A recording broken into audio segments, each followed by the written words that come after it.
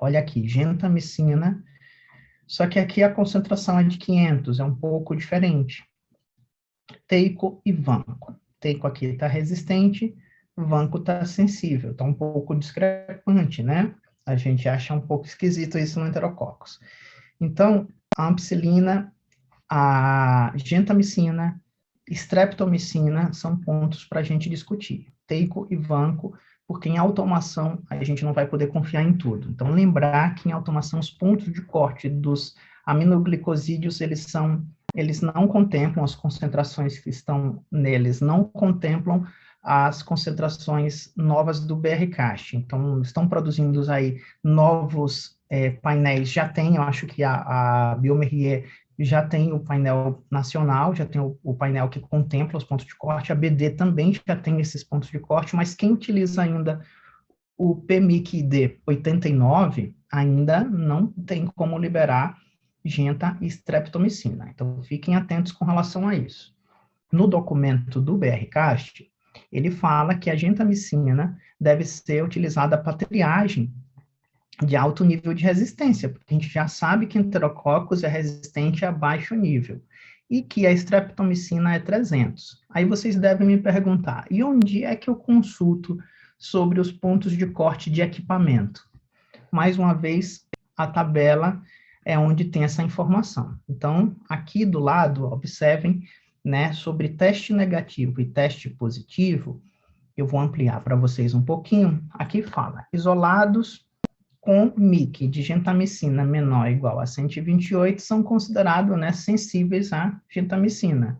Então, o teste, ele vai ter um sinergismo aí para tratamento se usar em combinação com beta-lactâmicos. Então, aqui a gente só consegue verificar que é sensível a aminoglicosídeos, a gentamicina de alto grau, com essa concentração, e não com 500, tá?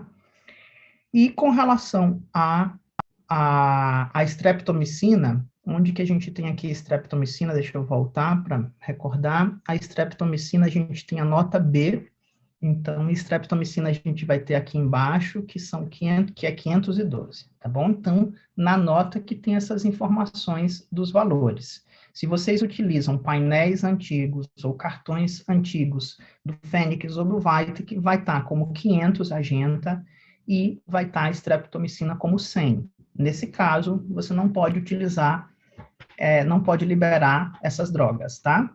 Carmen, quer falar Desculpa, algo? é 1000, strepto é 1000, não é 100.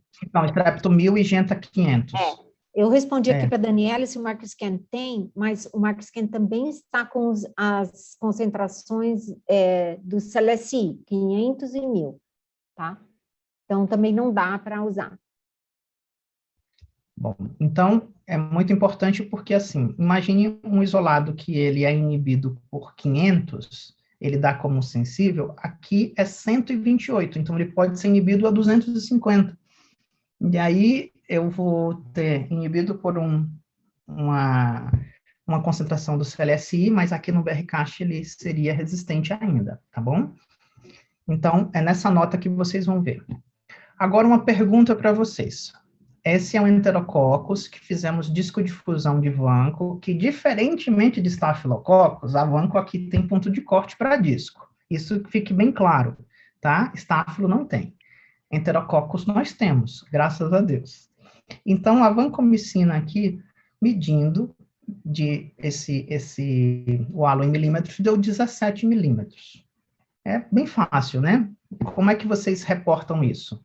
Eu sei que está bem fácil, mas eu quero que vocês escrevam aqui no chat, sensível ou resistente. Aqui estão os pontos de corte.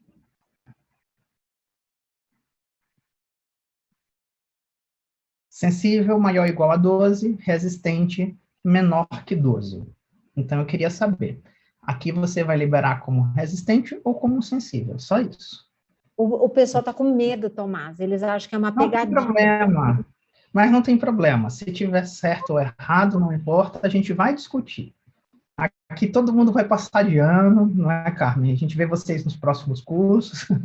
Não, Todo todo mundo mundo passa libera. de ano. Eu também. Todo mundo está colocando sensível, Tomás. Agora o povo animou. Eu falei que não Pronto. era Então, pegadinha. Tá vendo? Então, aqui a gente libera como sensível, né?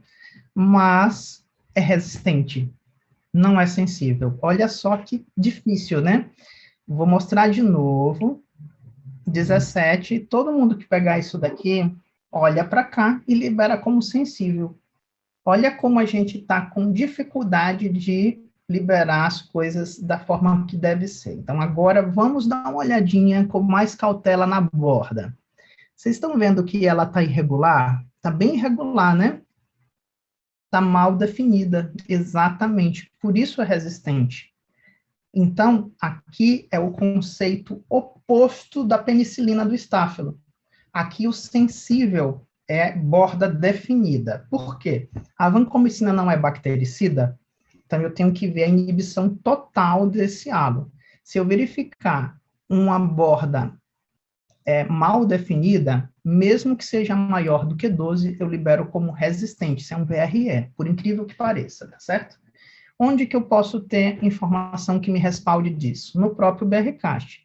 Aqui é um sensível, a borda está bem regular, olha isso aqui, bem regular, bem definida, mostrando uma atividade aqui, né, bactericida. Daqui para cá, letras B, C e D, são todos resistentes a vanco, tá? Então, aqui a gente tem resistentes.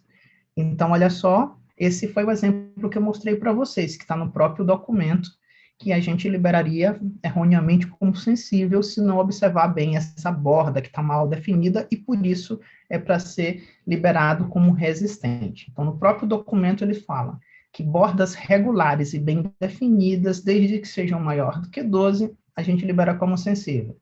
A gente vai liberar como resistente essas irregulares aqui, tá? Mesmo que o halo seja maior do que 12, isso trata-se de uma mutação de sítio-alvo, tá bom?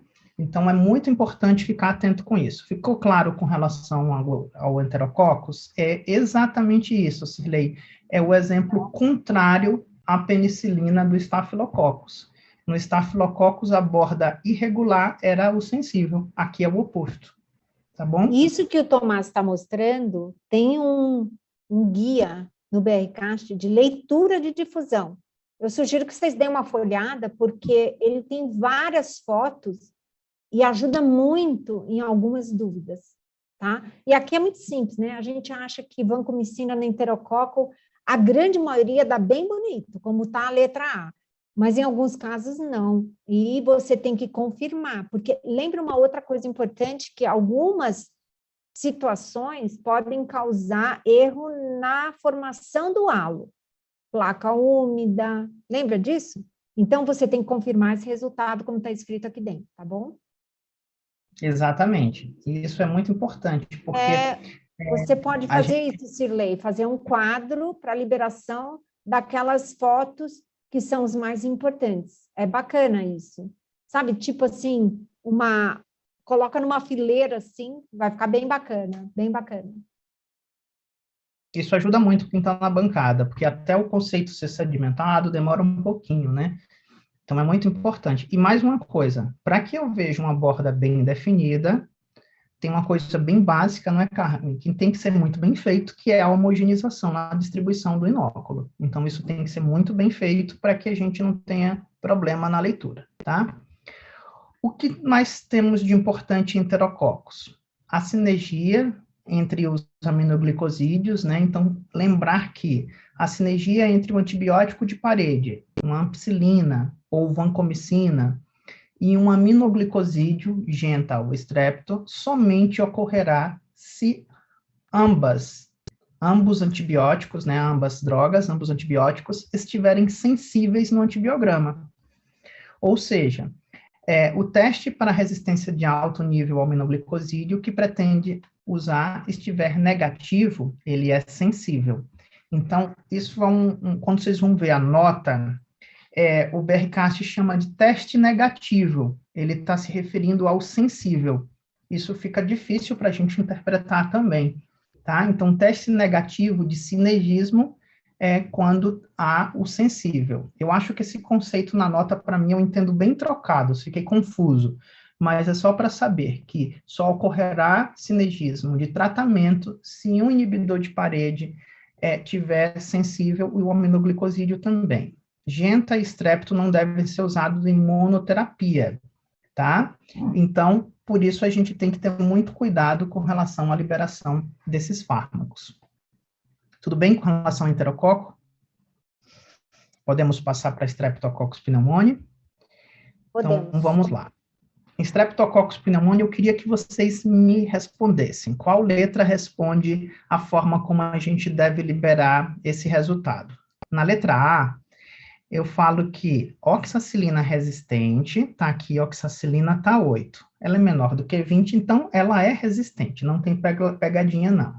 Oxa tá resistente, aqui é ofloxa, moxifloxacina, vanco e sulfa. Então, eu testei a ofloxa porque o médico, aquele que foi encher o saco da Cirlei, foi lá no laboratório da gente, aquele mesmo médico, e pediu para eu testar, e eu testei. Depois a gente discute sobre ela. Então, aqui a gente tem oxa resistente e os outros testados como sensíveis. Realizar a MIC para a oxacilina. Aqui é só relacionado com beta-lactâmicos, tá? Então, ele fala que eu tenho que realizar a MIC para a oxacilina. Letra C, realizar a MIC para penicilina e interpretar de acordo com os pontos de cortes clínicos. E D, reportar todos os antibióticos testados como sensíveis e oxacilina não reportar a pene, né, como sensível aumentando a exposição. Isso é um líquor, tá? Então, toda vez que a gente tiver um líquor na jogada, a gente tem que ficar muito atento com relação ao BRCAST. Eu vou dar a resposta porque eu já estraguei a brincadeira, aqui tá vermelhinho. Eu sou mestre na arte de errar a animação, e hoje não foi diferente. A letra certa é a letra E. Vocês podiam ter respondido e eu ter fingido que tinha acreditado. Reportar penicilina como resistente. Toda vez que a oxa der resistente for líquor, não precisa gastar um e-teste. Já pode reportar como resistente. Agora, a gente precisa ficar muito atento quando for outros sítios. Toda vez que for líquor e oxa der resistente, eu tenho que reportar a penicilina como resistente, e para o restante eu vou fazer a MIC. Agora, para outros sítios, muda um pouco. Olha só como é que funciona. A gente está nessa situação aqui da direita, em que o diâmetro do halo de disco de oxa deu menor que 20, tá bom? Então, é nessa situação. Você fez, deu menor que 20, aí agora eu tenho que saber. Ele está entre 9 e 19, ou ele está menor do que 9? No nosso caso, deu 8. Então, vamos entender como que eu poderia lidar se não fosse líquor, porque sendo líquor, eu já sei que eu tenho que fazer MIC para todo mundo, só a penicilina que eu já libero como resistente. É o que informa aqui, ó, né? É o que informa aqui, ó. Reportar como resistente a penicilina, tá bom? Isso para meningite. Agora, se eu tenho um halo de 8, eu teria que realizar teste de sensibilidade para agentes relevantes e interpretar de acordo com o ponto de corte clínico. Pronto, acabou. Isso facilitou muito, porque era bem difícil de interpretar a versão anterior. Mas, se for entre 9 e 19 e não for líquor, tá certo? Que fique claro que agora a gente está falando de não meningite, eu reporto como sensível para ampicilina, amoxicilina, piperacilina com ou sem inibidor, cefepima, cefotaxima, ceftarolina, ceftobiprol, ceftriaxona, imipenem e mero. Ou seja, se você está diante de um streptopneumônia isolado de um líquido pleural, né, um isolado pulmonar, trato respiratório inferior, você fez a oxa, e se essa oxa der maior do que 9, entre 9 e 19, deu resistente. Você pode liberar sensível para esses agentes, certo? Você precisaria realizar o ponto de corte para outros agentes que não esses listados aqui. Quando que eu vou precisar fazer a MIC? Quando for meningite, eu faço a MIC para outros agentes, diferente da penicilina, que já vai liberar resistente. E em situações que o halo der menor do que 9 para qualquer outro sítio. Ficou claro? Então, oxa resistente, se meningite, penicilina resistente e o restante, MIC. Oxa resistente, outros sítios, vamos ficar atento. Se é menor do que 9, eu vou fazer MIC para outros agentes. Se for entre 9 e 19, eu ainda posso liberar sensível, sem gastar teste e outros testes adicionais para esses antibióticos que estão listados aqui, tá bom? Ou então, seja, Tomás, a gente tem que rezar para dar entre 9 e 19, porque se eu não tenho e-teste, o outro dia alguém me mandou um questionamento igual a esse.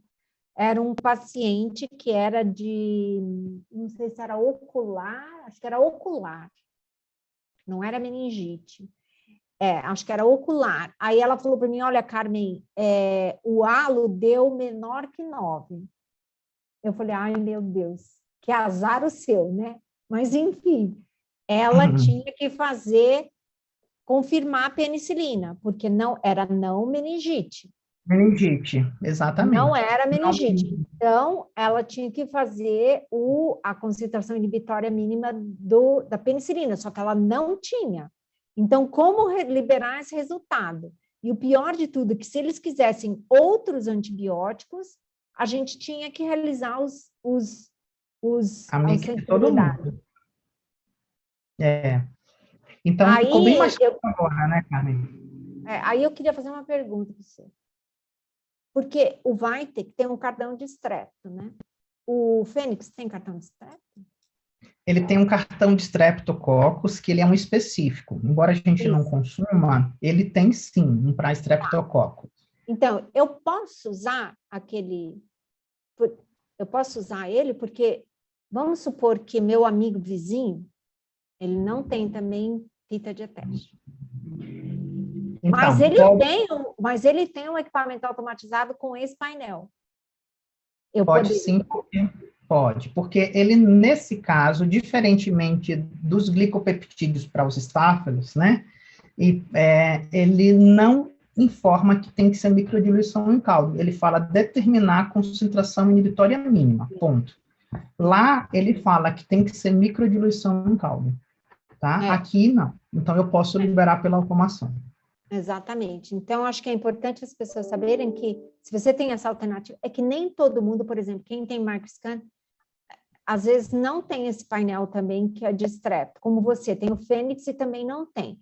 Tem gente que tem o Vitek que também não, na verdade, o Vitek, acho que o cartão, ele tem um cartão específico, também. Então, assim, nem todo mundo tem, né?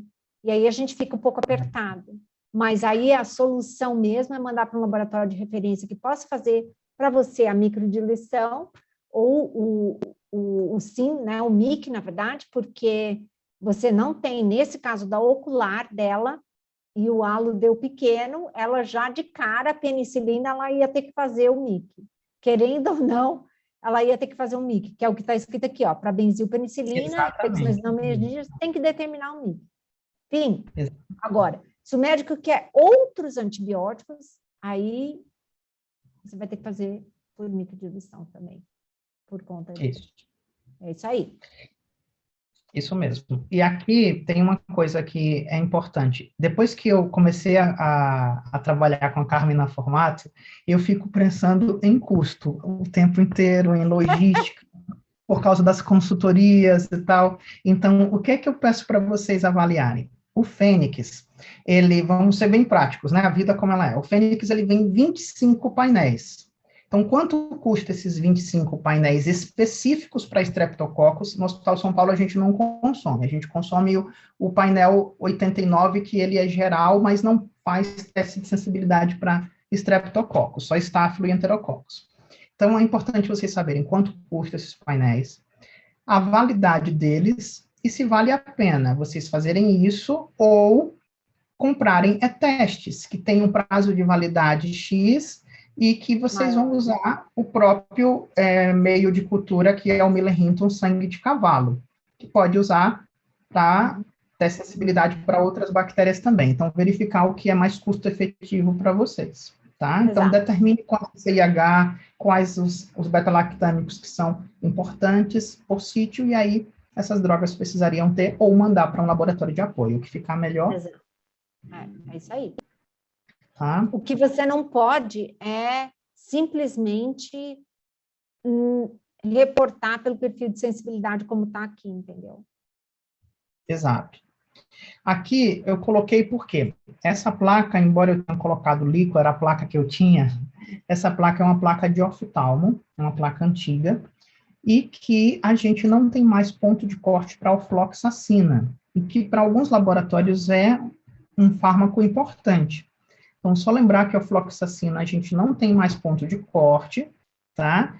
E que a gente pode dar uma olhada em pontos de cortes tópicos, e quando vocês chegarem nessa tabela, vocês vão ver que tem que definir pela norfloxacina, como triagem, tá bom? Então, tem que aí pensar um pouquinho para liberar e ver se isso é custo-benefício para vocês e se é de fato importante. Eu acho que isso que você colocou, Tomás, é muito importante, porque na tabela do BRCAST tem, no final, uma parte de agentes tópicos, tá?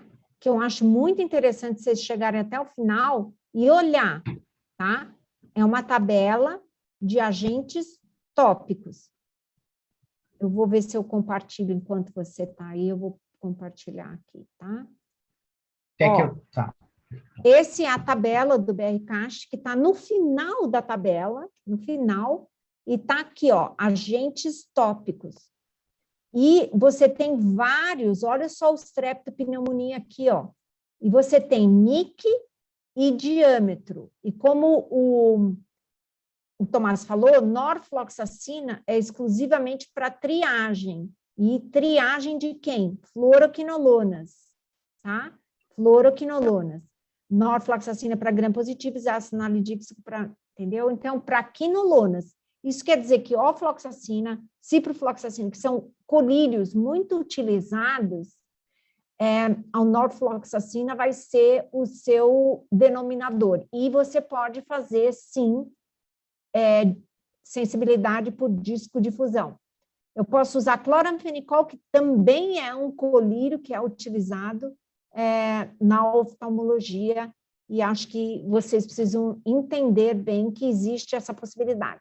Então, esses agentes tópicos, eu diria que são bem interessantes, principalmente quando você tem esses resultados de oftalmo para liberar, ok? Tudo bem até aí? Ou foi todo mundo embora, Tomás, ou a gente está se divertindo sozinho aqui. A Ana Paula entrou aqui. A Ana Paula, quando tiver que contribuir, por favor, ela está aqui nos visitando. Se quiser acrescentar alguma coisa, pode falar, que é bem-vinda, Aninha. Estou aqui apreciando toda a discussão. Então tá bom. Qualquer coisa, viu? Pode colocar também sua opinião, que a gente vai adorar. Com certeza, com certeza, com certeza. Tá bom. Vamos agora falar de um outro caso bem interessante, ó, streptopneumônia e secreção traqueal. E aí, espera um pouquinho, só um pouquinho. Vamos aqui, ó. O Tomás é triste. Eu sou muito esquecido, né, gente? Ó, aqui, qual é a pergunta para vocês? Como que a gente reporta a ceftriaxona e a penicilina nesse antibiograma? Então, esse é um antibiograma em que a oxacilina deu 15. Então, baseando no que a gente acabou de aprender, considerando que a oxacilina deu 15, e eu sei que é resistente, e é uma secreção traqueal, vou dar bem ênfase, não é meningite, como que eu reporto ceftriaxona e penicilina? Eu preciso testar ou eu posso liberar? E como que eu libero? Então, eu queria saber para vocês, como que eu faço agora, considerando que esse é um não meningite, a oxacilina está resistente, só que deu 15. E aí eu tenho que liberar ceftriaxona e penicilina. Como sai no meu laudo?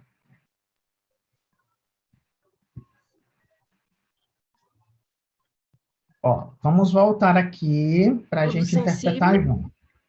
Vamos ver Tem gente juntos falando aqui. tudo sensível. Tem gente falando Vamos, tudo sensível. vamos ver se vai ser tudo sensível. Ó, a gente tem aqui, ela caiu nesse lado, né? Que é menor do que 20. Se ela caiu menor do que 20, eu vou ter que dar uma olhada nesse lado daqui, que deu 15, que é entre 9 e 19. Então, do lado esquerdo de vocês. O que é que ele fala? Reportar como sensível a ampicilina, amoxicilina, piperacilina. Aqui está ceftriaxona. Então, vamos liberar ceftriaxona como sensível. Mas vamos voltar. Para benzilpenicilina de infecções não meníngeas, eu vou ter que determinar a MIC e interpretar de acordo com o ponto de corte clínico. Tá certo? Então, seria sensível ceftriaxona e teria que fazer a MIC de penicilina. Exatamente, Karen, isso mesmo. Então, ceftriaxona eu posso liberar como sensível e aqui eu vou ter que liberar aqui eu coloquei resistente, mas eu preciso fazer o quê? Eu preciso determinar a MIC, tá? Então, é isso que a gente vai fazer. Com isso, vocês economizam aí um tempinho e já dão uma informação. Ceftriaxona sensível, agora a penicilina vai ter que gastar um teste, tá? Agora, se fosse meningite, aí a gente ia ter que fazer a MIC das duas, ok? E se fosse menor do que 8, aqui, menor que 9, eu teria que fazer a MIC das duas. Tudo bem? Vamos continuar? Então, é essa a situação. Vamos lá. Secreção de orofaringe. Então, a gente tem essa placa, eu acho que esse caso é seu, não é, Carmen? Deixa eu ver. Ah, é meu caso. Esse caso é seu. Isso aqui é uma orofaringe. Veja aqui que bonito. Aí, passo próximo. Para nossa surpresa, ele não fez um antibiograma e ele me entregou esse é o Markscan. Ele me disse que é um Streptococcus desagalactiae. Olha a colônia, volta lá na colônia.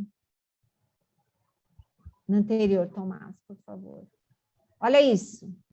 E, na verdade, é uma orofaringe, portanto, ela não tem só esta colônia, tá? Ela tem um viridans aqui, tá? Tem umas colônias brancas aqui em cima, que são provavelmente Corynebacterium. Existe uma flora oral, mas está predominando esse beta hemolítico, que é uma colônia meio branca, né? Não está com uma cara de piógene, vocês concordam comigo?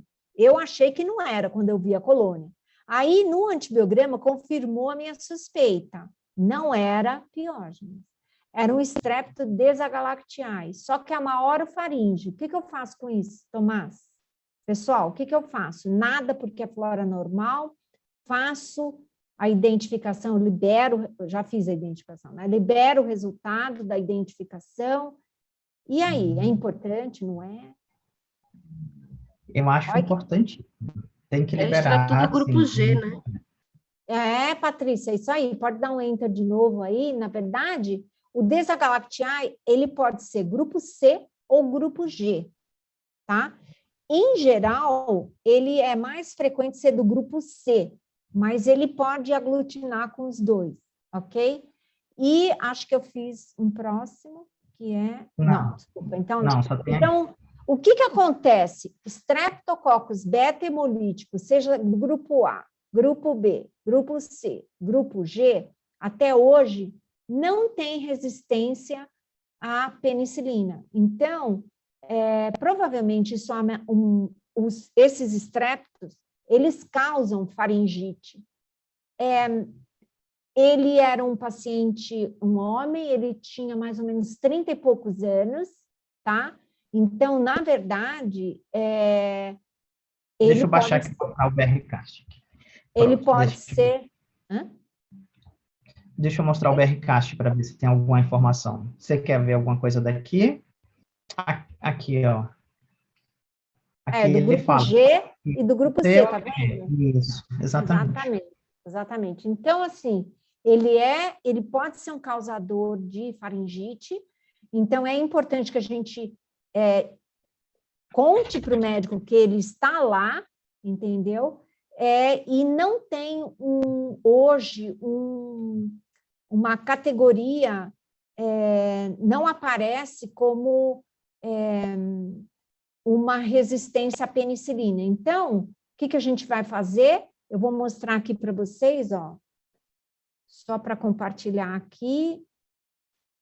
Vejam que aquela resistência incomum, tá vendo o grupo A, B, C, beta-hemolítico?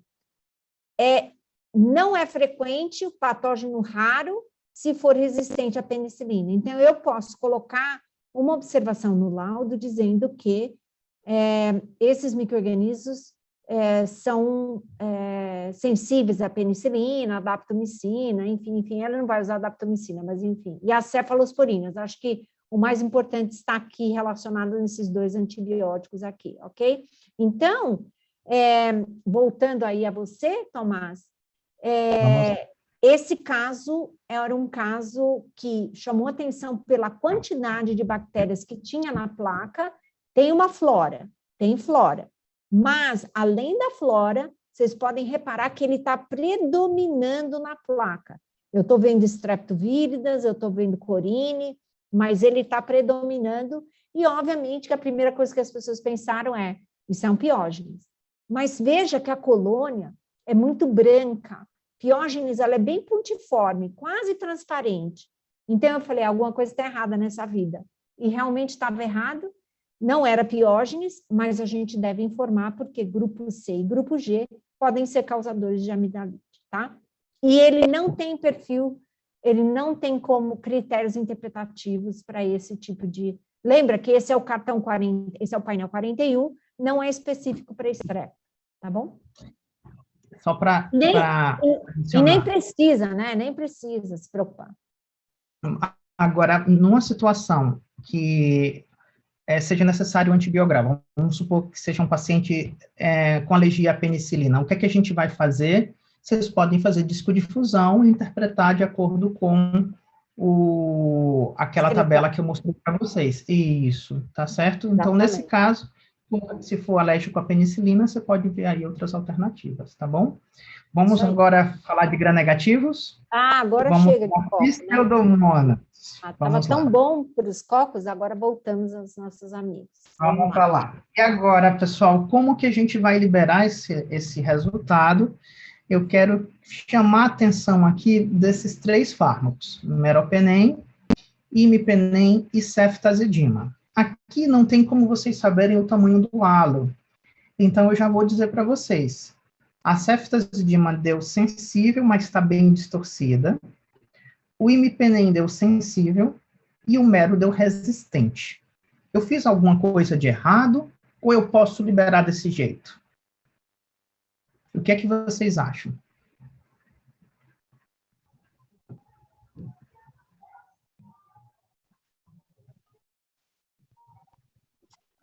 Vamos lá, deixa eu ver o que é que vocês estão escrevendo aqui. Vamos lá. Ela falou, eu tinha essa mesma dúvida. Tá. Então, vamos lá. A gente tem meropenem.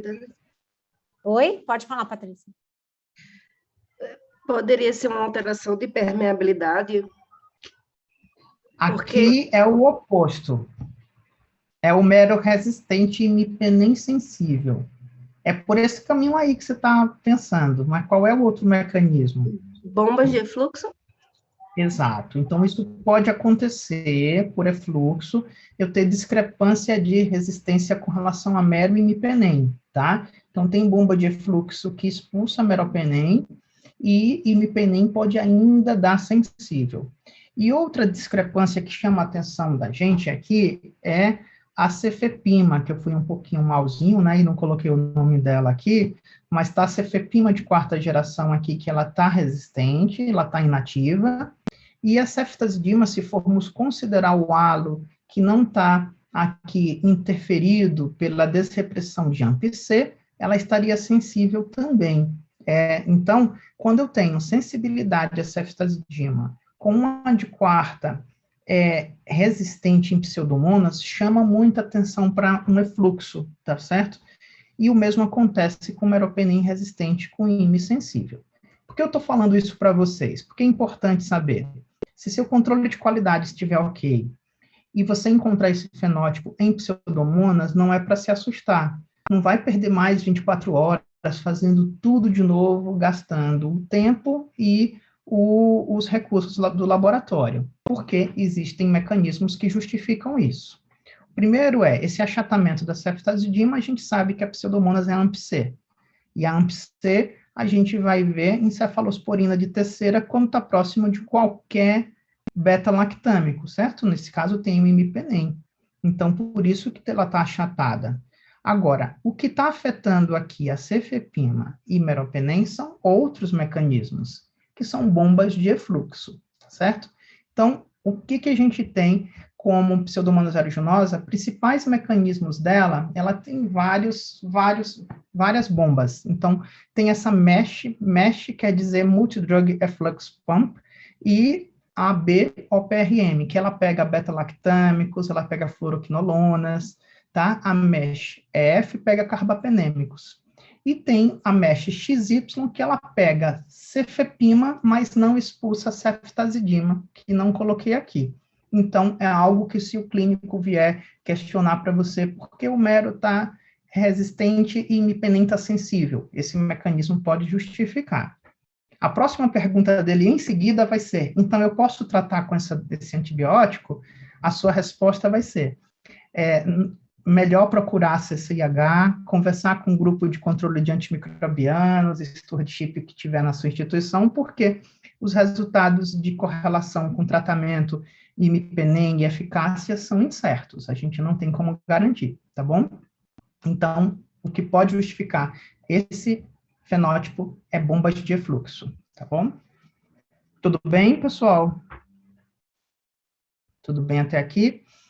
Continuando com Pseudomonas, eu queria saber de vocês como que eu libero o Astreonan. Astreonan está aqui embaixo, tá? Eu tenho aqui Astreonan e eu tenho aqui a ceftazidima. Se vocês observarem, eles estão com achatamento. Olha o Astreonan. Aqui a piperacilina também está. Mas eu queria saber de vocês como que eu libero esse antimicrobiano aqui. Olha aqui, ó. Astreonan, olha aqui, a ceftazidima. Como que eu libero? Eu libero como resistente? Como que vocês fariam? Aqui tem um mecanismo de resistência, a gente já conversou sobre ele agorinha há pouco. Então, como que eu libero o Astreonan e como que eu libero a ceftazidima no laudo? O mecanismo é AMP-C, exatamente. Então, é uma beta-lactamase, é uma cefalosporinase, que ela é induzível. Agora eu quero saber, como que a gente faz no laudo? Eu tenho que liberar uma categoria aí de sensibilidade para Astreonan e ceftazidima. Como que eu faço?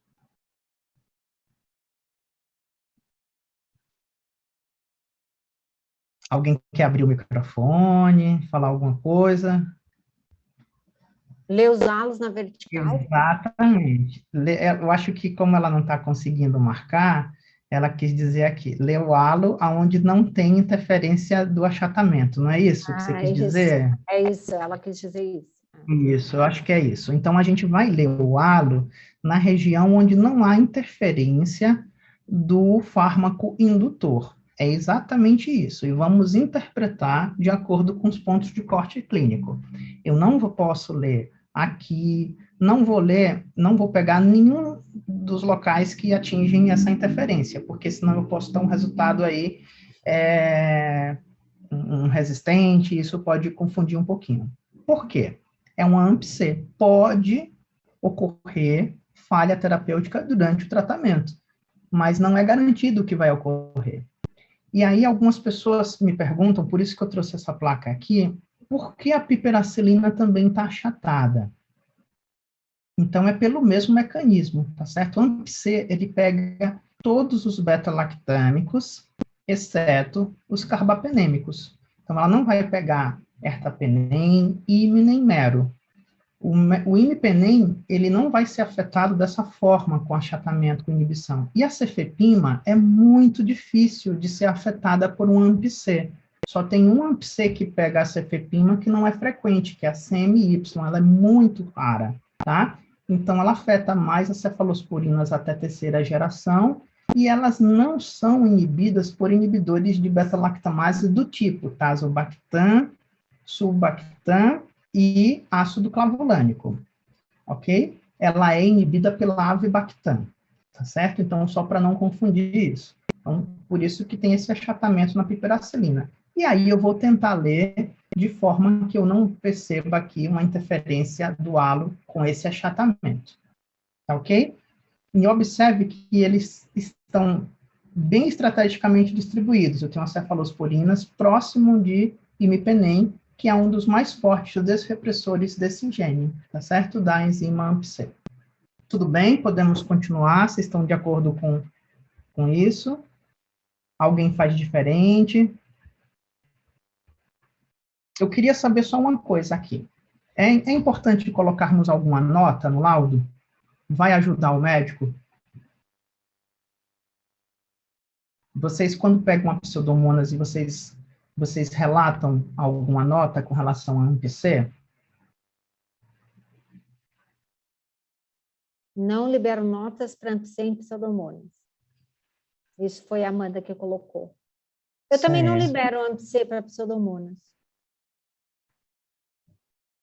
Não. A Karen sim. Alguém mais? Eu não libero. Devo liberar, Tomás?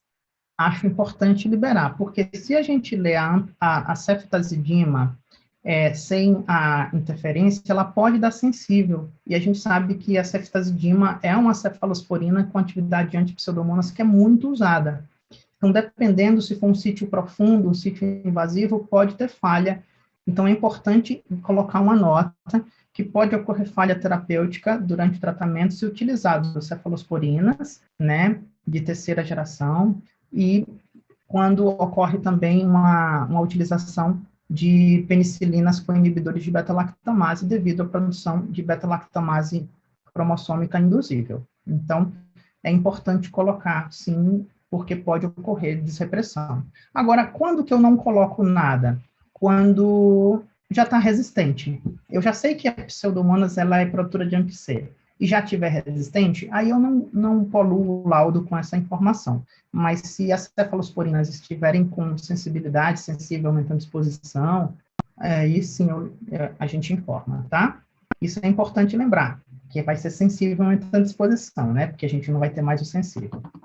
Aqui, ó, temos uma pseudomonas de sangue de catéter que foi isolada pelo Fênix, que foi identificada pelo Fênix, tá? Do lado eu coloquei só uma coisinha, Tomás. Daniele, você ficou claro? Porque o Tomás falou mais ou menos a nota que poderia sair no laudo. Ficou claro para você?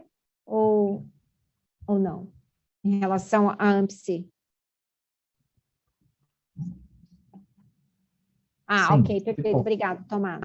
Daniela, qualquer dúvida que você tiver, não se preocupe, que a gente repete, tá bom? E se continuar a dúvida ou se em casa surgir, no final tem meu e-mail, vocês podem escrever. Aqui tem uma pseudomonas aeruginosa de sangue de catéter. Eu coloquei para você o nome dos antimicrobianos, tá? Vamos chamar atenção aqui só para o que importa de fato para pseudomonas, tá? Então, temos a micacina está sensível, ceftazidima está intermediário, cipro também, cefepima está intermediário, imipenem está intermediário, levo a gente suprimiu, pipetazo, meropenem está aqui. Olha o que acontece. A gente tem que ter atenção que vai sair um monte de antimicrobianos, tá? E olha aqui a colistina menor ou igual a 1, então, muito cuidado, é importante vocês usarem regras de supressão para bloquear a liberação de colistina, não dá para a gente confiar no resultado do equipamento para esse agente, e também ficar muito atento, porque todos os pontos de corte da maioria dos beta-lactâmicos em pseudomonas, todos não, né? A maioria, eles não têm mais a categoria sensível. Então, fiquem atentos se está saindo como intermediário, se os pontos de corte foram atualizados no sistema, porque agora não tem mais o sensível, tá? Então, pode acontecer aí uma falsa liberação de sensível em algum caso, então só chequem para ver se está direitinho. Esse caso é seu, Carmen. É uma Pseudomonas pútida, eu acho que é isso. É uma Pseudomonas pútida. Então, eu fiz o antibiograma aqui no Vitek, né, e ele liberou o resultado dessa forma que vocês estão vendo aí, né, pipetazo deu resistente, sensível a várias drogas, e meropenem está intermediário. Aí a pergunta que eu faço para vocês, ok? Tudo bem? A Pseudomonas pútida não estava na nossa lista de perfil de resistência. Botei aqui para tentar ajudar. Aqui ficou maior, isso. No nosso perfil de resistência intrínseca, a Pseudomonas pútida, ela não está na lista, então eu não tenho como saber o que ela tem de resistência intrínseca, e no meu e nos meus fenótipos raros, eu também não tenho Pseudomonas pútida. Então, a pergunta é, Tomás, como que eu devo liberar? Eu posso liberar assim? Porque eu estou vendo que imipenem deu sensível, né? E meropenem deu intermediário. Pipetazo deu R, então aí eu estou pensando... Aqui tem vários probleminhas, né, Carmen? Aqui a gente tem ceftazidima sensível, cefepima sensível. Eu vou responder junto com vocês, abrindo aqui o BRCAST, para a gente entender por que a Pseudomonas pútida a gente tem que ter atenção agora. Então, primeiro, porque a gente não tem mais sensível para ceftazidina, mais sensível aumentando a exposição, né? Então, tem alguns probleminhas naquele laudo que faz com que a gente preste bastante atenção nele. Então, vamos observar... Uma pergunta antes, Tomás. Aí está Pseudomonas SP, né? E eu estou vendo que tem um monte de aeruginosa. Então, quem são as Pseudomonas SP que ele está sugerindo aqui? Aí está escrito, ó, Pseudomonas aeruginosa é a mais frequente. Outras espécies menos frequentes recuperadas são pútida. Então, ele está... Esse pedaço do documento, a pútida está aí. Certo? Tá, certo. Então, okay. O que a gente tem aqui, ó? O problema para mim ali está na categoria de sensibilidade. Por quê? Aqui, observem que cefepima, ceftazidima, eu não tenho mais o sensível. Eu só tenho o sensível, aumentando exposição e resistente. Aí vocês vão dizer para mim, eu estou vendo um valor no sensível. Esse é um problema que eu acho que, se eu tivesse a possibilidade de dar palpite, eu não colocaria a categoria, eu colocaria um traço aqui, porque as pessoas ficam com dificuldade de entender a cefepima e fica procurando encontrar esse valor de 0,001. Mas isso nunca vai ser encontrado por teste, por nenhuma metodologia. Eles colocaram um valor que é fora de resultado de qualquer método que você utilize. Então, você só vai encontrar o intermediário ou o resistente. Então, ali naquele resultado, não houve uma atualização com relação aos pontos de corte. Mas, se a gente atualizar, eu posso informar? Posso informar para aquilo que tem ponto de corte, desde que não seja um ponto de corte específico para aeruginosa. Tá certo? Então, lá quando eu estou diante da... Lá está 2, então seria intermediário. Exato. Certo.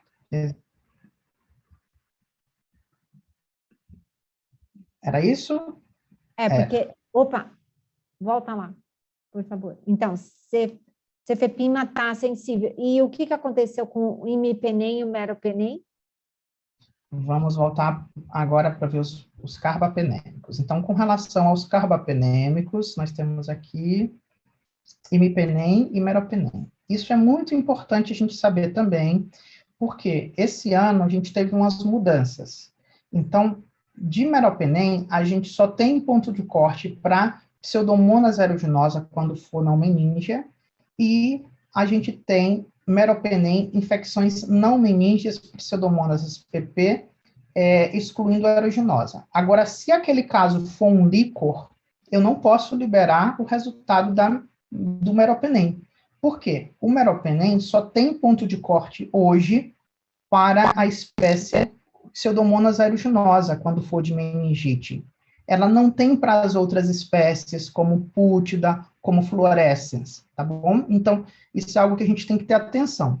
Dependendo do sítio que a gente está isolando, se não for aeruginosa, o meropenem não vai ter ponto de corte, tá? Então, só tem para naquele caso, se não é meningite, o ponto lá tinha dado o resultado de, vou te dizer, lá tinha dado o resultado de 4, ele colocou como I. Então tá certo, na tabela ele é I. Vamos. Aqui, meropenem, não ninja, sim. 4 é I. 4 então tá certo. E você foi muito rápido. E o imipenem tinha dado como 1, acho, né? É 1. Imipenem como 1 também teria que ser intermediário. Então, aí tem que fazer uma atualização aí nesse resultado, certo? Mas, resumindo, Pseudomonas pútida eu posso liberar utilizando automação desde que eu rearranje com a tabela do BRCAST para poder liberar, ok? Certo? O que é que discute muito com relação a não fermentador e automação? Que às vezes dá problemas de interpretação. Então, tem pessoas que não gostam de liberar resultados de automação para não fermentadores que não uma pseudoaeruginosa, que não uma Acinetobacter, porque pode dar resultados discrepantes. Então, às vezes, discodifusão se correlaciona melhor do que a automação. Então, esse é um outro ponto de discussão. Mas, na ausência de discodifusão, você tem ponto de corte, então interprete, só atualize esse software, né, Carmen? E tem que lembrar também, né, Tomás, é que se você olhar a tabela do BRCAST para as pseudomonas, nem tudo tem halo de difusão.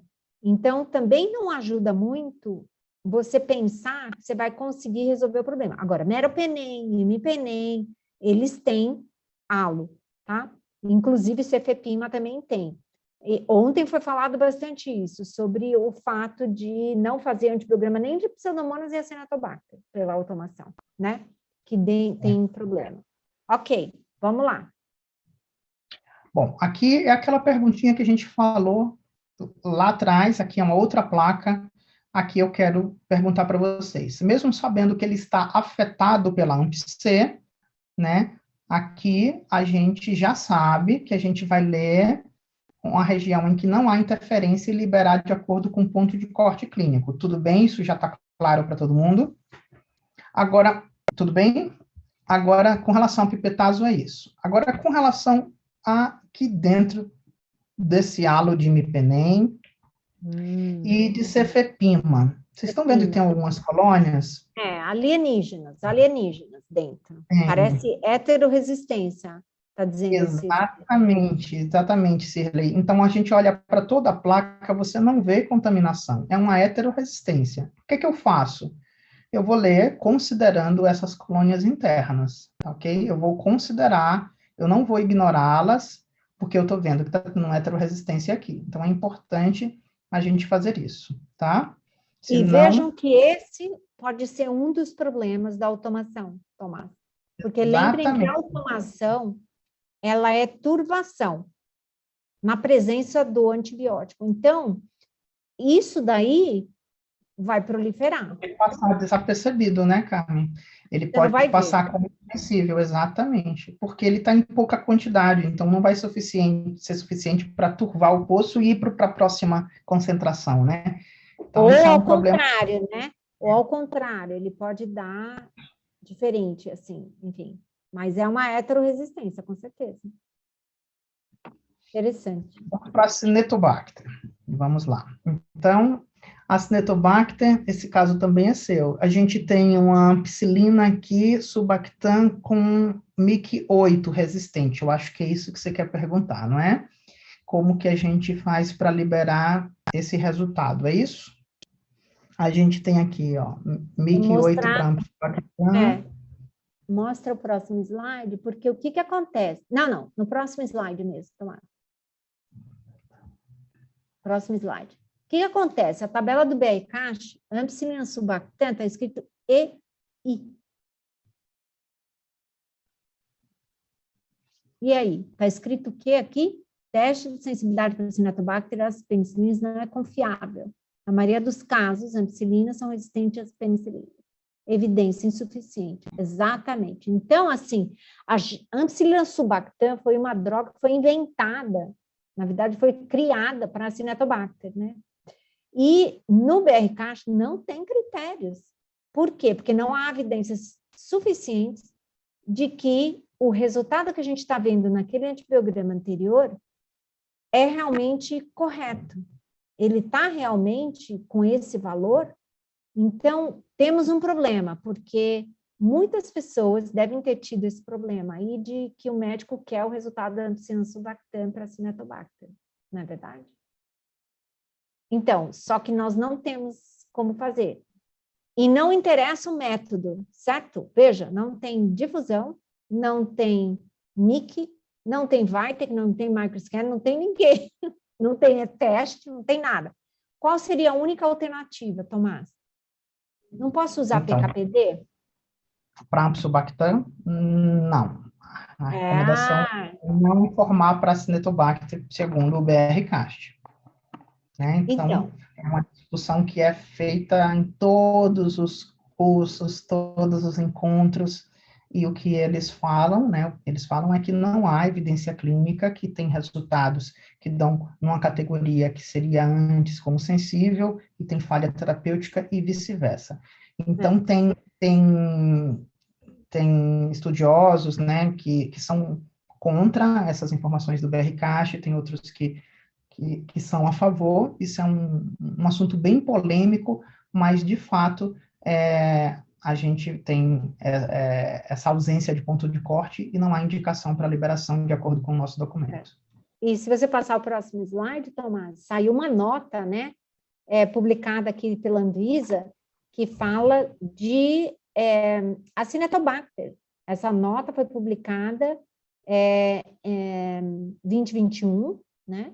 E dá um enterzinho, você vai ver aqui que ele fala assim, se você puder dar isso. Sugerimos que a ampicilina subactam não seja rotineiramente testada no laboratório de microbiologia para predizer sensibilidade a Acinetobacter, ok? Então, se vocês quiserem... tem mais. A tigecyclina também aparece aí, né? Aqui é um outro ponto importante, né, Carmen?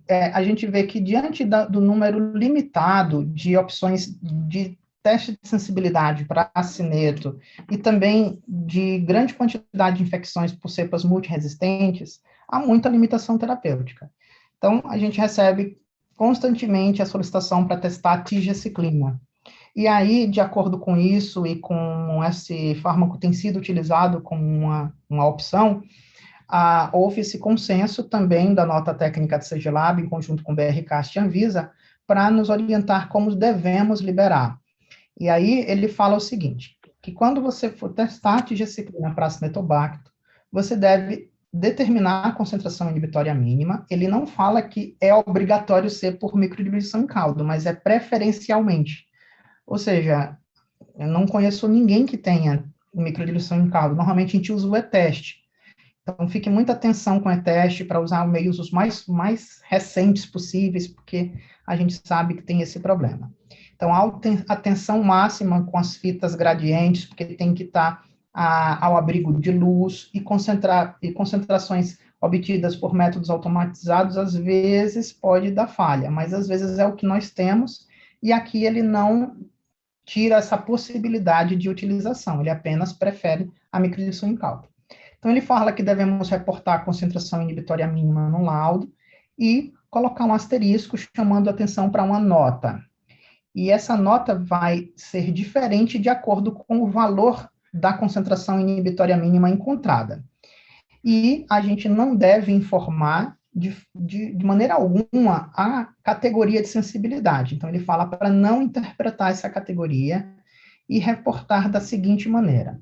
Se a concentração inibitória mínima que encontrarmos for menor do que 0,5, né, ou igual ao ponto de corte epidemiológico, que a gente vai ter 0,5 menor ou igual a 0,5, é para liberar o valor da concentração inibitória mínima. Vamos supor que eu encontrei 0,25. Então, eu libero 0,25 e anota: este antimicrobiano pode ser utilizado com precaução para o tratamento de infecções por este agente, a depender do sítio e gravidade da infecção. Se o valor da MIC encontrada for maior do que 0,5, ou seja, entre 0,75 e 1, eu informo a MIC encontrada e a nota muda. Agora ela vai ser: para isolados com concentração inibitória mínima entre 0,75 e 1, o uso de tigecyclina em doses elevadas pode apresentar atividade terapêutica. Entretanto, para infecções de corrente sanguínea e infecções pulmonares, o uso deste antimicrobiano deve ser realizado com cautela, uma vez que as concentrações sérica e pulmonar podem não aumentar proporcionalmente ao aumento da dose. E se o valor encontrado for maior do que 1, a nota passa a ser: a utilização deste antimicrobiano não é aconselhada para tratamento de infecção por este agente, tá? Então, essas recomendações que nós temos: não liberar a categoria, liberar apenas a concentração inibitória mínima e a nota correspondente à concentração que vocês encontraram. Agora, aqui no caso, né, Tomás, é técnica de microdiluição, ou seja, entendo que a automação não vai servir, porque eu não tenho uma microdiluição verdadeira, porque, por exemplo, eu não tenho como pegar um MIC entre 0,75 e 1. Né? Vocês precisam fazer o quê? Pegar os painéis e pegar a bula e verificar o que é que você tem de concentrações, porque pode variar de cada fabricante, e só para vocês saberem se dá para vocês determinarem tão bem assim, porque de repente você nunca vai encontrar um resultado que você possa liberar determinada nota, é só isso. Ele prefere a microdiluição em caldo. E o E-teste, a gente sabe que ele divide muito bem. Agora, os métodos automatizados têm esse problema mesmo com relação às diluições encontradas. Então, às vezes, pode ser um problema, né? Mas se eu tiver tigecyclina lá, como é o caso, esse que eu expliquei, o MIC estava 1, né? E se for MIC de 1, eu não sei qual é a outra concentração que ele tem, mas com certeza não é 0,75, deve ser 0,5, né? Deve ser 0,5, Então, e ver que outra concentração. Então, Kátia, você, nesse caso, é para testar e liberar a tigecyclina. Se você tem o Vitac, que você já tem tigecyclina lá, você só tem que prestar atenção quais são os pontos, as diluições que estão dentro do cartão, que eu não me lembro agora. E ver com esta nota se você pode liberar ou não. Tá bom? Ô, Kátia, na verdade, a tigecyclina a gente tende a liberar quando há solicitação médica, para preservar a droga. Então, não é que assim, eu vou liberar para todo mundo. Se você conversar com a sua CCIH e ele falar para você: olha, sempre que der resistente aos carbapenêmicos ou a tudo, então já libere, aí você já tem essa autonomia de já informar, tá certo? Agora, se você não tem isso conversado com a CCIH, vale a pena alinhar com eles para saber em quais situações você vai liberar a tigecyclina. Mas quando liberar, que seja dessa forma que está na nota, tá? Muito bem. Vamos ao próximo. Burkholderia cepacia. Burkholderia cepacia. Olha só, eu fiz isso no Fênix, de sangue, né, hemocultura, e ele me liberou esse antibiograma. E aí, se vocês prestarem atenção, olha aqui, ó, levofloxacina, ele está com X. Tudo que está em itálico é porque não vai aparecer, está com regra de supressão. E tudo que tiver X é que não vai aparecer porque nós bloqueamos. E levofloxacina está menor ou igual a 1, né? Dá uma dor no coração, dá uma vontade de liberar. Tomás, então você não vai liberar nada, né? Se o itálico não libera nada e o X também não sobrou ninguém. Nesse caso, então, mas o que a gente faz com Burkholderia? Porque o equipamento automaticamente ele já está de acordo com o BRCAST e o CAST. Porque né? o E a gente BRCAST não tem Burkholderia. exatamente. Por isso que ele bloqueia todo mundo, entendeu? Só Uhum. que assim, e aí, o que é que a gente pode fazer? Nesse caso, eu não estou mudando o nome, né, Carmen? Eu tenho o valor da MIC, Tem o valor da MIC. que Então, como é que vocês usar, fariam? vamos usar aquela tabela maravilhosa de PKPD. Não pode? Exato, exatamente isso. Opa, Então, vamos o lá. bom Vamos lá. mesmo é a gente, assim, o bom mesmo é a gente não ter burcodéria. Mas quando É encontrar bom. uma burcodéria, quando Isso aí encontrar uma é burcodéria, você vai fazer o quê? A alternativa é fazer um e-teste, preferencialmente um e-teste, porque é um pouco mais seguro do que a automação. Agora, numa situação que você não tem nada, você só tem automação, se você tem o resultado da MIC, você pode interpretar de acordo com a tabela PKPD, tá certo? Então, vamos observar, nesse caso, a levofloxacina. Ela deu menor ou igual a 1. O que eu posso fazer diante da levofloxacina? Perdão. Aqui, levofloxacina, eu copiei. a gente só pegou uma Aqui eu só parte da coloquei para dar o tabela. exemplo da tabela. Mas menor ou igual a 1 é sensível, porque o ponto de corte é 1 para levofloxacina, tá? É PKPD. Então, 1 seria sensível. Ela deu menor ou igual a 1, eu libero que, de acordo com a tabela de ponto de corte PKPD, né? Então, ela seria sensível. Mas é importante você colocar que foi liberado de acordo com tabela PKPD e não a tabela de ponto de corte clínico, tá? Isso. Porque a gente não tem essa padronização. E essa ok? tabela Então, de é informativo. PKPD, a gente pode usar para outras bactérias, porque, na verdade, ela é não relacionada à espécie, tá vendo? Ela é Perfeito. relacionada ao antibiótico, ok? Com as Exatamente. exceções do que a gente já falou. Ampicillin subactam, apesar de estar aqui, ó, Ampicillin subactam, eu não posso liberar para Cinetobacter por outras razões que já está explicado no próprio BRCAST. Cuidado. Uma dúvida, Amanda, pode falar. Vou falar que fica mais rápido. É. Então, para a tabela de PKPD, eu posso liberar mix que saem da automação? Ou necessariamente eu teria que fazer teste ou microdiluição em calda para, não digo para todos os antimicrobianos, mas de repente para alguns, porque eu uso Vitic e não tenho microdiluição, só tenho microdiluição para poli, no caso. Tá. O ideal é não usar automação. Esse é o cenário ideal. Porque a automação, ela, para não fermentador, ela pode falhar. A gente sabe disso, que pode falhar, ainda mais para um micro-organismo que não tem nem ponto de corte, entendeu? Então, é um tiro no escuro com o pé furado pulando, entendeu? Então, vai dar... é arriscado. Agora, quando você não tem alternativa nenhuma, isso pode ser o seu único jeito. Se eu fosse opinar sobre isso, assim, tivesse condição de, na sua instituição, fazer alguma coisa, seria o e-teste, seria a melhor opção.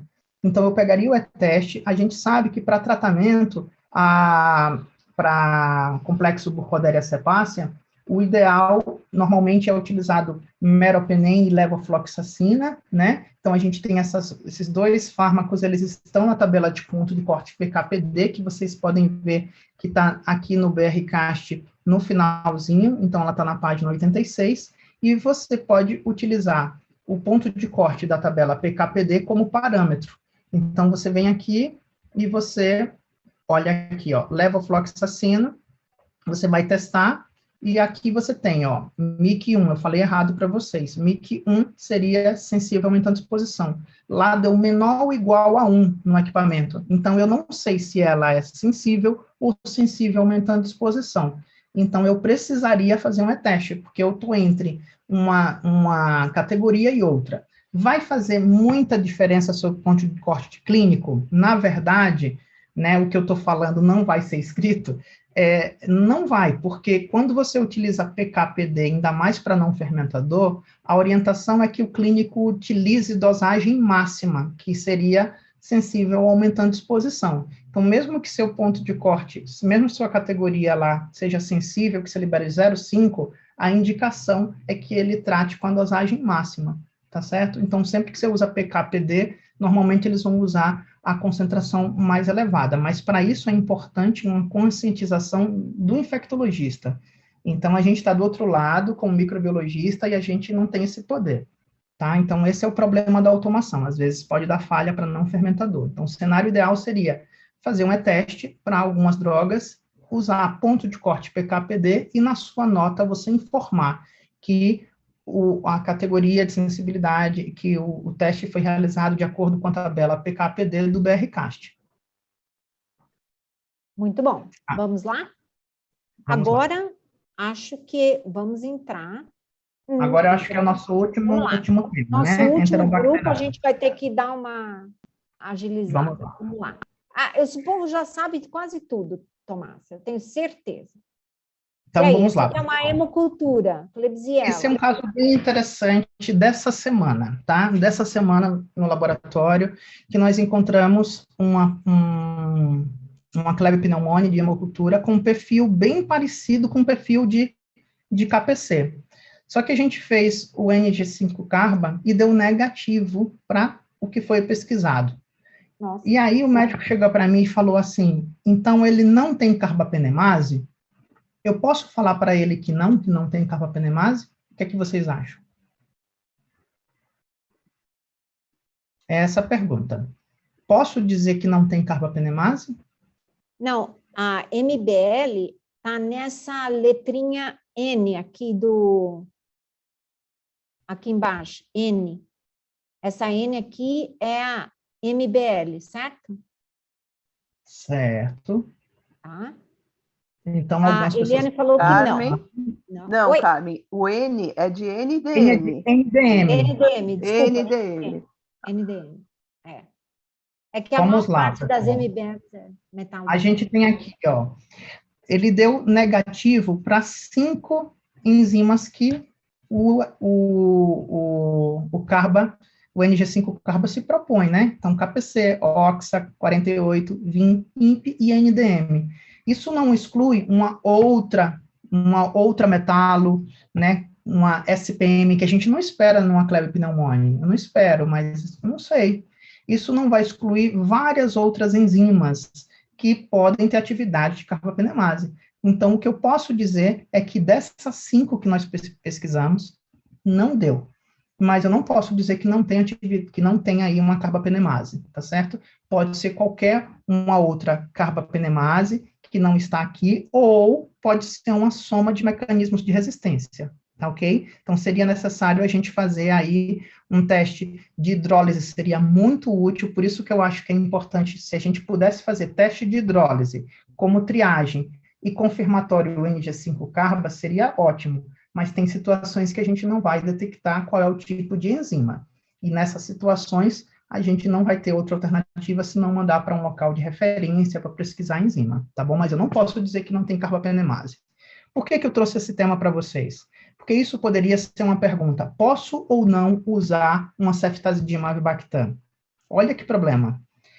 As metalobeta-lactamases que foram procuradas aqui, né, a VIN, a INP e a NDM deram negativa, mas pode ter outras. A gente precisaria pesquisar, tá bom?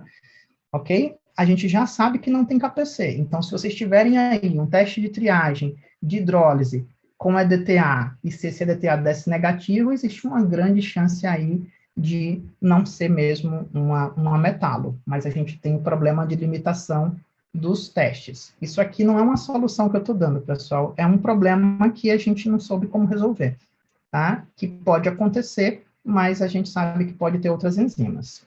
Ou seja, essa cepa você mandou para algum outro lugar, né, Tomás? Porque... A Ana Gala salvou a gente, foi para lá. Eu imaginei, A gente mandou para lá, isso aconteceu na sexta-feira. Foi na sexta-feira. É que não está misturado, ponto 1. Que é uma Klebsiella pneumoniae, você também sabe. Quer dizer, você vai fazer uma auditópsia também para comprovar, certo? E a gente também sabe que não é KPC, nem OXA 48, que é o que está ali, né? Nem NDM, nem VIN, nem INP. Só Deus sabe o que é. O que mais me deixou tranquilo é que ele deu positivo no sangue do cateter e no sangue periférico não deu. Mas, assim, mais tranquilo no sentido do paciente, mas angustiado por não dar uma resposta completa. Então, eu passei no laboratório, por acaso, na sexta, não era meu dia de plantão, eu passei lá para resolver algumas coisas, e a Clarice me abordou com esse caso. Aí eu disse, Clarice, deixa eu escrever para a doutora Ana, a gente vai precisar da ajuda dela, A culpa a é gente da precisa Ana, da biologia Ana molecular. Paula, a culpa é dela. Ela não estava aqui, né, no laboratório. Não, É isso, né? Quando vocês não estão os dois, começa a aparecer coisa debaixo do tapete, não é possível. Eu Ai. acho interessante, só para reforçar esse caso, pode acontecer, né? A gente tem aí um percentual muito baixo de ISBL, ou cefalosporinase do tipo anti-C associada à perda de porina, que vai dar esse fenótipo de resistência, como o Thomas colocou, mas geralmente nesse perfil ele vem com meropenem sensível e o ERTA-R, mas ainda assim existe um percentual menor, uns 2%, que pode ficar assim. E uma coisa que é interessante falar é que, embora o NG-teste tenha uma excelente sensibilidade, especificidade, sobretudo para KPC, tem algumas variantes que ainda assim ele pode não pegar. Então, não dá para descartar de ser uma KPC com percentual baixo, mas pode ser também. Aí aqui, se eu fosse a médica, eu ia pedir para testar o ceftazidime-avibactam, porque agora eu estou curiosa para saber se é sensível ou resistente. Oh, meu Deus do céu. E aí, tem outra coisa. Esse é cenas dos próximos capítulos, né? Claro. Por isso que é bom, Ana, a gente ter um teste de hidrólise aqui, né? Porque o teste de hidrólise ia me ajudar muito.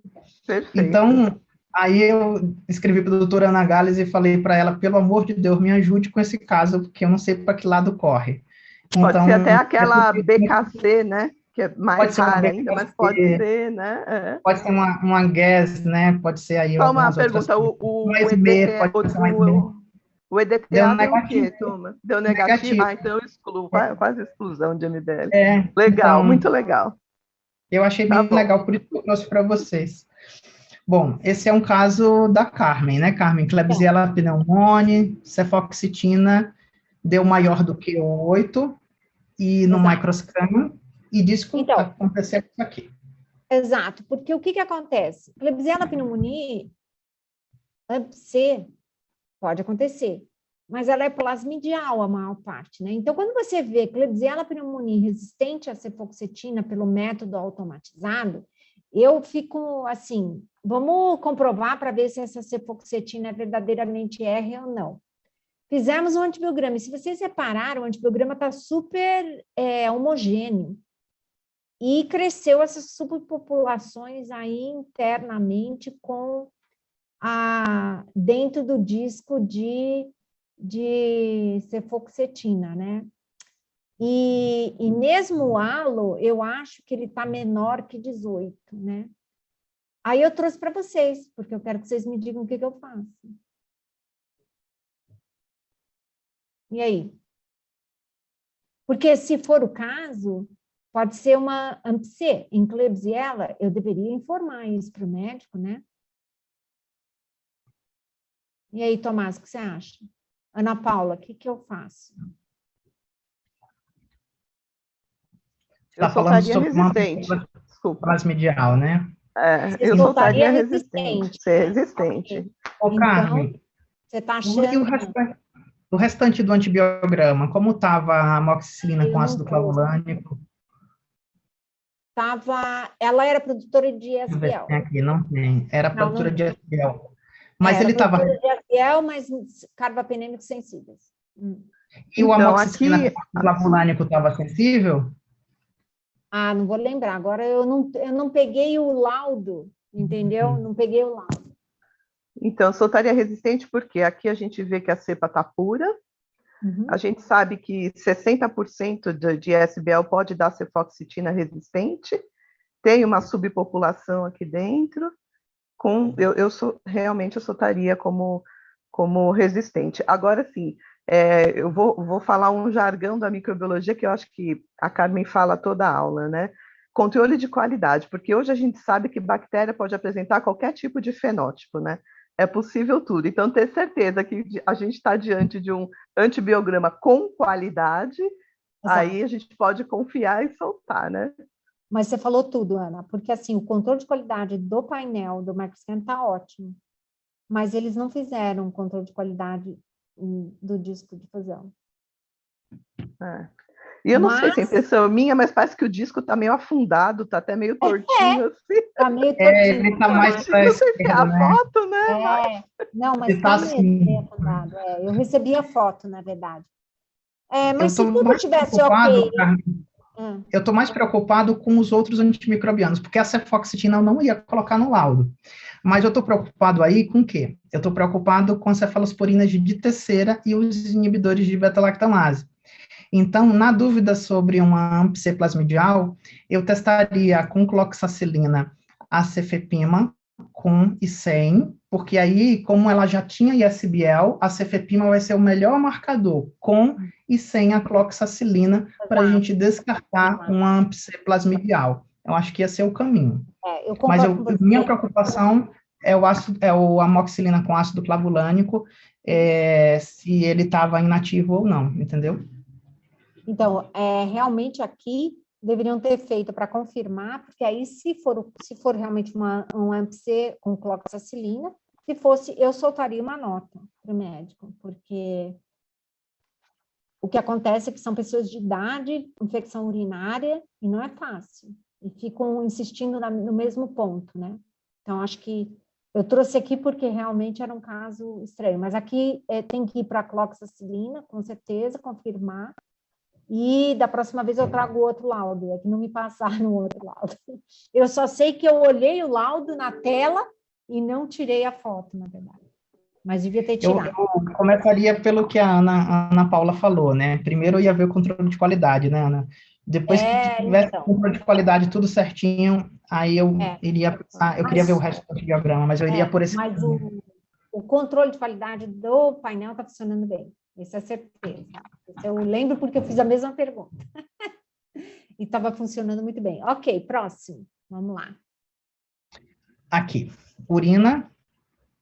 E aí, pessoal? A gente tem aqui, ó, amoxicilina, cefroxima, cefotaxima, aqui é cefoxitina. Cefoxitina. Também é uma Klebsiella. Eu gosto de Klebsiella com cefoxitina, você percebeu, né? Eu corro atrás. E aí, pessoal? Bonito, muito bonito. Tá bonito esse, né? Tá lindo. E o ertapenem Que com a mecanismo de resistência é esse, né? Tá lindo, lindo, lindo, lindo. E aí, pessoal, o que vocês acham? O que você acha, Ana?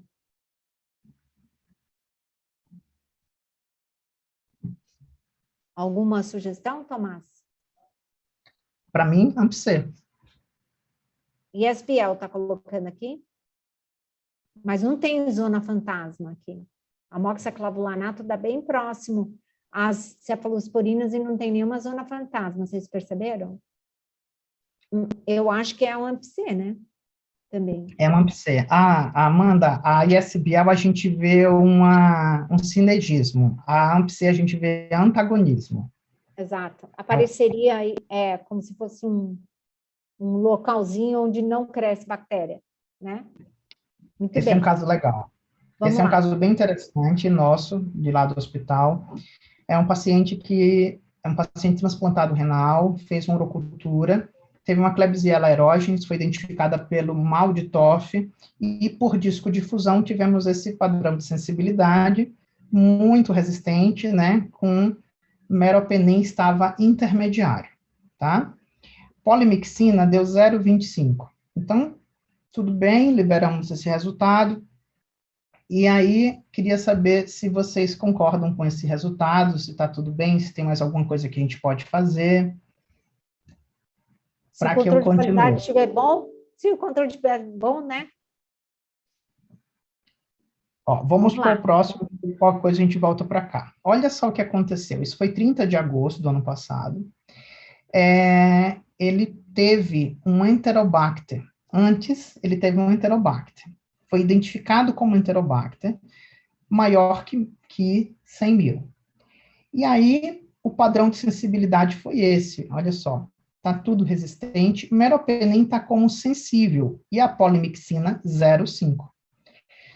Ele deve ter tratado com meropenem, ele tratou com meropenem, veio uma outra urocultura no mês seguinte, dia 10, né, 10, 11 dias depois, e aí veio como Klebsiella aerogenes, e com esse padrão de sensibilidade, meropenem agora intermediário, polimixina B025.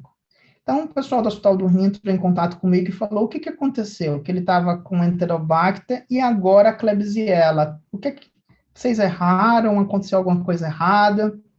E aí eu devolvo para vocês. Vocês acham que está errado? É a mesma cepa? Como que eu justifico ter um gênero e agora eu tenho outro gênero, tenho outra bactéria? Está um pouco mais resistente à meropenem? Está dizendo que deve ser a mesma cepa. É isso mesmo, Caroline, é a mesma cepa. Como que a gente justificou isso? O método de identificação. Exatamente. A Enterobacter aerogenes, agora ela é uma Klebsiella aerogenes, mudou de nome. E nesse momento daqui, nesse primeiro momento, foi usado o EPM Mili, que ele não separa, né, não deu para a gente identificar essa espécie. E quando foi feito o mal de Toff, ele viu que era uma Klebsiella aerogenes. E como que eu justifico a mudança na sensibilidade de meropenem? Ele usou mero durante o tratamento. Ele tinha um KPC, esse paciente, essa bactéria tinha um KPC, que infelizmente não foi detectado aqui, não foram atrás da KPC, não sei por qual motivo, mas não foi feito o teste. E a polimixina B025 e 05, para mim, é a mesma coisa. Uma divisão não faz diferença. E aí, o que acontece? Ele tinha uma KPC. Então, o que aconteceu? Durante o tratamento, ele aumentou a resistência à meropenem. Mas eu achei esse caso muito interessante para a gente ter cuidado com o método de identificação e com a taxonomia para que vocês não tenham esse tipo de dificuldade, tá bom? Muito bom. Uhum. Falando ainda na aerógenes, ela mudou de nome. Só confusão, isso só confusão, mudou agora para ela aerógeno. Muito bom. E aí, o que acontece? Só nesse mesmo tema, a Klebsiella aerogenes, ela mudou, né, de Enterobacter para Klebsiella, mas o genoma dela é o mesmo. Então, só para lembrarmos que ela também tem AMP-C. Então, naquele grupo que a gente usava antes, grupo CESP, que mudou para MySpace, e hoje a gente prefere não usar mais esse nome, só presença das enzimas, né, a AMP-C. Por quê?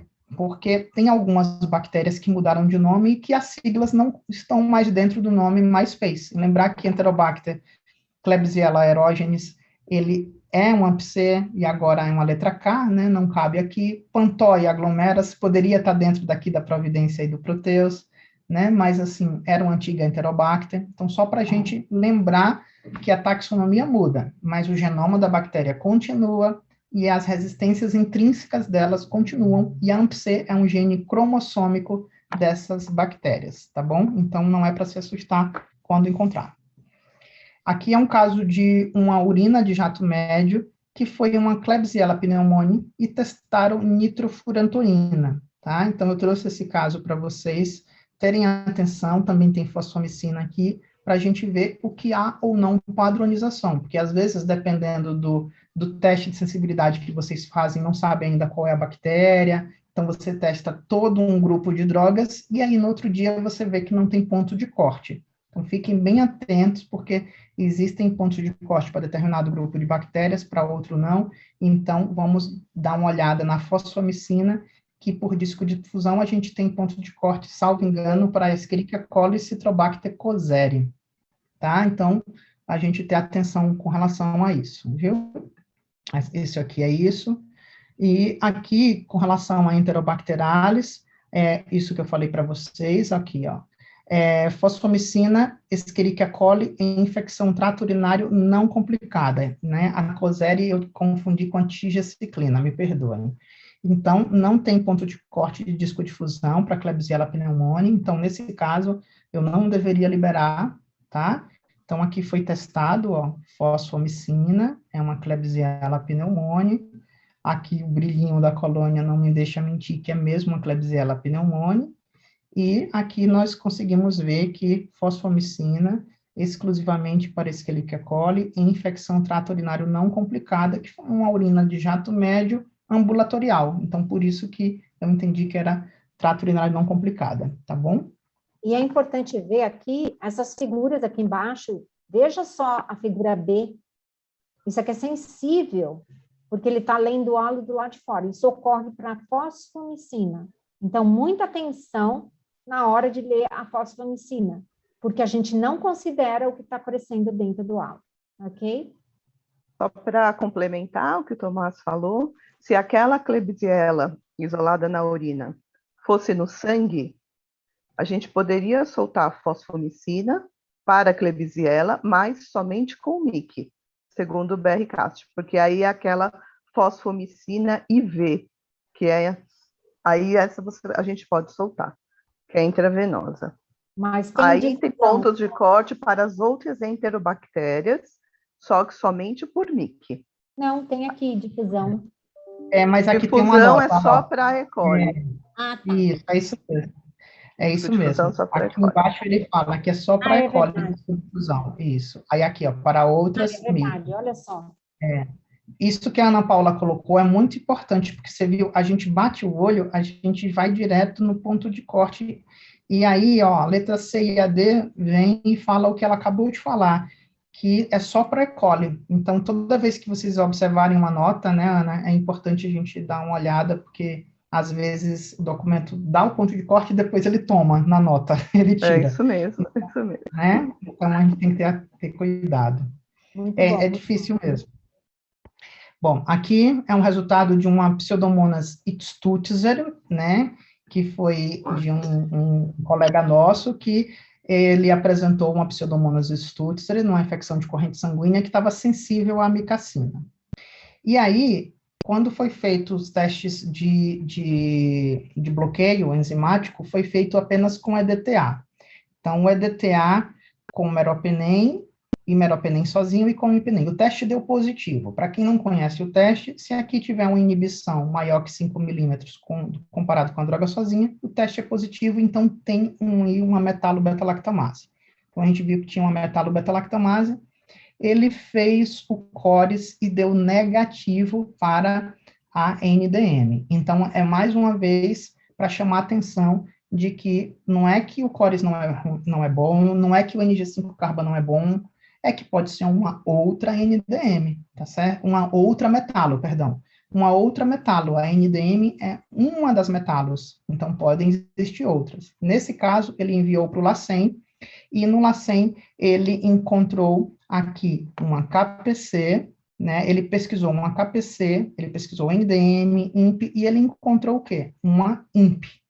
Então, no CORES, não tem INP, então não foi encontrado. No NG5-carba, se a gente fizesse, provavelmente teria dado positivo, tá bom? Então, só para chamar a atenção disso, como é importante a gente fazer, às vezes, alguns testes antes ou de hidrólise ou de bloqueio enzimático, como uma triagem. Tá? Então, ela deu INP positivo e o CORES não pegou. Então, produtores de NDM, né? Então, aqui, acho que a Carmen colocou, né, Carmen, que sobre a possibilidade aí, o que a gente tem no futuro para alguns testes com relação a quem tem metalo-beta-lactamase. Então, tem alguns testes aí que estão envolvendo a combinação de Aztreonam com Avibactam, que pode ser uma opção, só que a gente não tem disco ainda disso, então algumas pessoas estão fazendo com testes, coloca uma droga, depois tira, coloca outra. Existem algumas outras metodologias que você faz as drogas separadas, pega a MIC das duas e depois você faz a intersecção numa terceira placa, né, com as duas fitas exatamente naquela MIC. Então, tem vários testes aí que estão fazendo aí algumas validações para ver como é que a gente vai fazer no futuro, mas não tem padronizado ainda em nenhum dos dois guidelines. Então, agora saiu esse trabalho, esse trabalho foi publicado agora, né, com o Jorge Sampaio publicou, que é um teste simples com disco. Ele faz uma pré-difusão com disco para ver a atividade dele contra NDM, para Aztreonam Avibactam. Então, esse trabalho está bem interessante, vocês podem acessar e ver como fazer essa predizer, né, in vitro, a atividade de Aztreonam mais Avibactam para tratamento de NDM. Porque o que está acontecendo é que o pessoal está sem possibilidade, né? Como ceftazidima avibactam não funciona, eles estão tentando achar uma outra alternativa. E essa alternativa é Aztreonam com avibactam.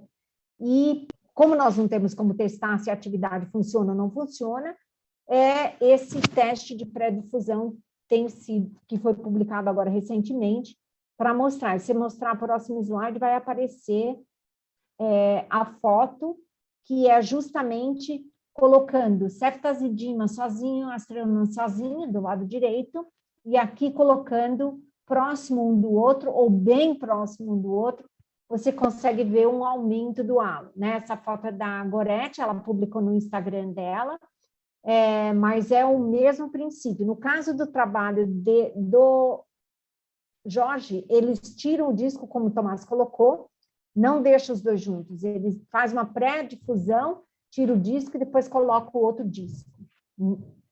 Então, assim, tem algumas coisas chegando aí para tentar ajudar o médico no momento em que você tem uma NDM, esse é o grande problema, né?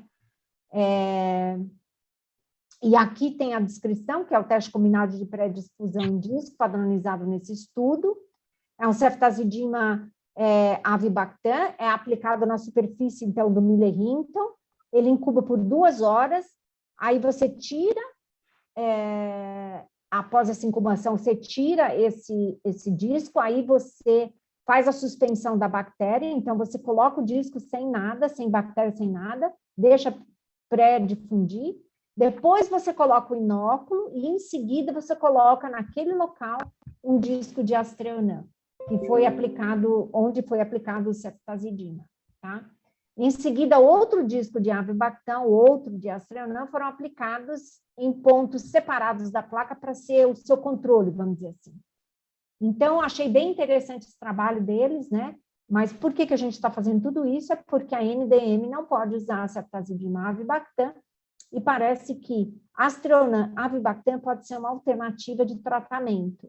Só que a gente não tem a Aztreonam avibactam disponível no mercado. Então, a gente está fazendo uma criatividade microbiológica aí, que eu acho que pode ser interessante. Isso já tinha sido falado anteriormente pelo próprio... Esqueci o nome daquela pessoa lá da Argentina. Ai, como é que ele chama mesmo? Pasteran? Pasteran. Obrigada. Ele já tinha falado sobre isso, então acho que vale a pena a gente ficar de olho nisso. Acho que tem mais um, Tomás? Tem sim. Esse daqui eu coloquei só para um review rapidinho do que a gente discutiu hoje. Sei que o tempo está correndo, mas é o último slide, eu prometo. Então, o que eu gostaria que vocês, para a gente amarrar tudo que a gente conversou, né? Que é muita informação, então, ficar atentos aos grupos de bactérias. Então, Enterobacterales, quais são os fenótipos mais importantes com relação a mecanismos que a gente consegue detectar? ISBL, né? AMP-C, cromossômica ou plasmidial, como a Carmen colocou agora, recente, as Enterobacterales resistentes aos carbapenêmicos. E aí, o fenótipo, a gente consegue, a gente precisa ficar atento em determinar, em informar. Então, ISBL depende, né? Se for solicitado, se você vê que está sensível com o fenótipo positivo, acho que vale a pena. AMP-C, acho importante. ERK também, porque aqui a gente tem desrepressão do que pode ter falha durante o tratamento. Precisamos buscar genes de resistência? Aqui em cima não. ERK, ficar atento em quais situações, então depende da realidade de cada laboratório. Lembrado que tem de testes adicionais que a gente precisa fazer, quais drogas adicionais que a gente precisa testar, quando a gente precisa testar, e notas. São importantes? Então, aqui, na verdade, eu montei um esqueleto para vocês fazerem esse exercício no laboratório. Então, quais são as bactérias que eu tenho mais comuns, que têm problemas com relação a fenótipo? O que eu tenho que fazer de testes adicionais de sensibilidade e quais notas que eu posso colocar no laudo que vai agregar aí para o médico. Isso não é bom determinar sozinho, é bom determinar junto com o patologista clínico que estiver no seu laboratório, junto com a CCIH, para que você dê uma informação que ajude ao médico, e não que a gente acha que está ajudando, tá bom? Então, esse é um convite que eu faço para que vocês avaliem. Então, pseudomonas multiresistentes, acineto multiresistente, outros bacilos gram-negativos com resistência adquirida, qualquer um que seja, a polimixina, como Klebsiella pneumoniae. Então, quais situações a gente tem que ficar atento a isso, né? Complexo Burkholderia cepacia, o fenótipo, fazer PK/PD e colocar nota da tabela de ponto de corte PK/PD, né? Bacilos gram-negativos, com relação aos aminoglicosídeos, quando sensível, é importante ter uma nota informando que não pode ser usado como monoterapia, né? Então, observar aí cada situação. Em gram-positivo, estafilococos resistentes à meticilina. Então, a MIC da vancomicina aqui vai-se necessária? Qual é o sítio? Vai usar? Então, observar a metodologia que vocês estão utilizando. É importante ter uma nota, sim, que é resistente aos beta-lactâmicos, e se for usado a ceftarolina, é preciso fazer o teste de sensibilidade a ela própria. Os sensíveis à oxacilina, é importante ter nota? Sim, existem várias opções terapêuticas aí para tratar estafilococos sensíveis à oxacilina, que a oxacilina vai predizer, como as cefalosporinas, e ficar atentos ao que é sensível, aumentando a exposição, né? Fenótipo MLS-BI, também é importante ficar atento à nota em prótese, em partes moles e pele. Resistência à linazolida, né? Preciso ficar atento? É importante se você vê isso com muita frequência, então depende da situação, depende se você fez por equipamento, se é erro metodológico. Enterococos, confirmar a resistência a vanco, ficar atento com as espécies. Os sensíveis a aminoglicosídeos, também é importante uma observação que não é usada em monoterapia, que tem que ser terapia combinada. E Streptococcus pneumoniae, ficar muito atento com relação aí às mudanças do fluxograma. Então, aqui é só um resuminho do que a gente viu. Eu falei um pouco rápido para não atrasar mais vocês. Aqui está o meu e-mail. E agradeço a todo mundo pelo tempo aí que vocês se dedicaram e as contribuições da Ana Paula, a Carmen, de todo mundo. Muito obrigado. Muito obrigado, Tomás. Ana, muito obrigada por ter entrado aí hoje para contribuir com a gente.